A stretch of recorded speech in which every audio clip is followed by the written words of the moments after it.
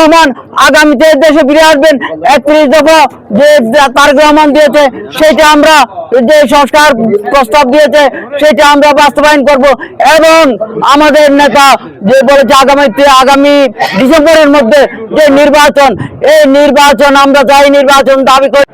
বাংলাদেশ জাতীয়তাবাদী দল রাঙ্গুনিয়া উপজেলা ও পৌরসভা অঙ্গ সহযোগী সংগঠনের উদ্যোগে আজকে শহীদ প্রেসিডেন্ট জিয়াউর রহমানের প্রথম সমাধিস্থলে আজকে যে 44তম শাহাদাত বার্ষিকী জিয়াউর রহমানের 40তম শাহাদাত বার্ষিকী পালনের উদ্দেশ্যে শ্রদ্ধাঞ্জলি জানানোর জন্য আজকে এই বৈরী আবহাওয়ার মধ্যে হাজার হাজার জনতা এখানে রাঙ্গুনিয়ার বিভিন্ন অঞ্চল থেকে অঙ্গ সহযোগী সংগঠনের সকল নেতৃবৃন্দ এবং কর্মীবৃন্দ এখানে আজকে উপস্থিত হয়েছেন।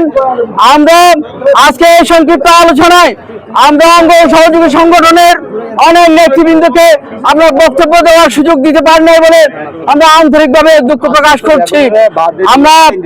আমরা তাদের কাছে ক্ষমা চেয়ে নিচ্ছি, যেহেতু আজকে আমাদের এই বৈরী আবহাওয়ার মধ্যে আমরা তাদেরকে আমরা আমাদের মতো করে এখানে অনুষ্ঠান আমরা করতে পারছি না।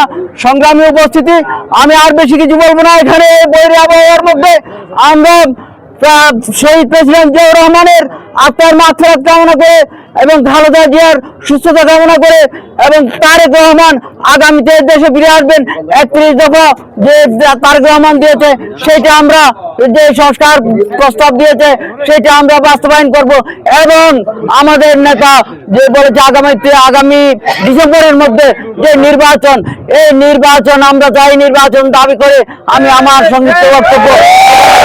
ধন্যবাদ সকলকে।